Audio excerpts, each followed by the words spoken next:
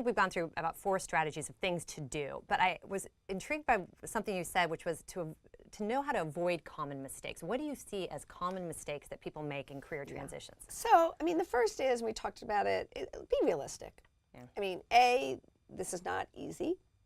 B, it can take time. You may fail. You may go down a path that doesn't work, so you have to regroup.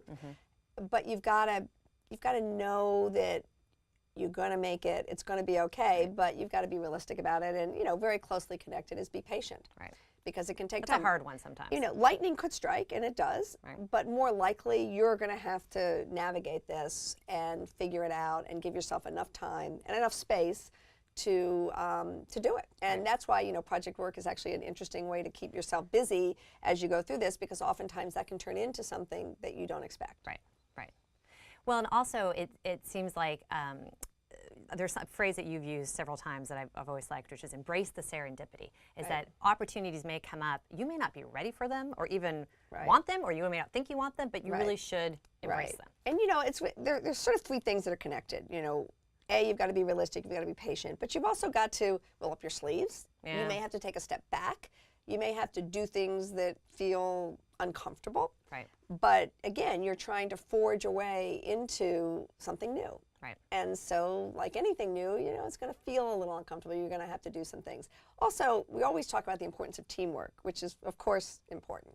When you're pivoting, you have to think of yourself as a new worker, a new employee, and you want to figure out how you can make an individual impact. You want to show that you can make a contribution, and you want to make it in a way that lets people understand this is going to work. And be the team player, but also be very clear on what you're bringing to personal value. And then the serendipity is just... It's just something you've always said that I like. You know, it's actually, as I said, the career that is pivoting is going to be unique to everybody. And so one of the reasons that you want to be fluid and opportunistic is, you know, I look at my own career. I could never have written down law to investment banking to government to, you know, media to venture capital. You know, you would never have seen that. It's a combination of following what you're interested in, but being nimble. And when the opportunity comes up, so media is a really good example, and this is kind of another thing for career pivots that I think people should just keep in mind.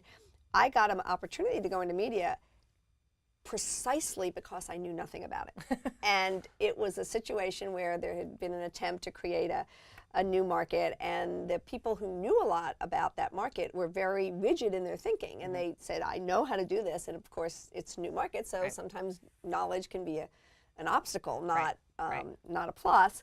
So they were glad you were clueless. They were glad I didn't know anything. And so again, you know, that's being nimble. Like I didn't expect that I could walk into an opportunity in media because I knew nothing about media. I had no media in my background. I got lucky.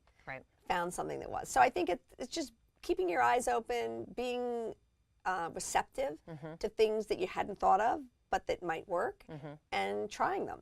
And the other thing you said, which I don't want to, you know, skip over, is the get your hands dirty. Like you may, if you're making a career transition or pivot, you may have to do something that you may think was below you, or that your skills were beyond. Exactly. But you do it. You do it because you know where you're going. And you know, the thing that's interesting about this whole area is we're talking a lot about what an individual needs to do to be successful in a career pivot. Employers now have to think more broadly about people's career and how to evaluate that, because it's not going to look like it's always looked.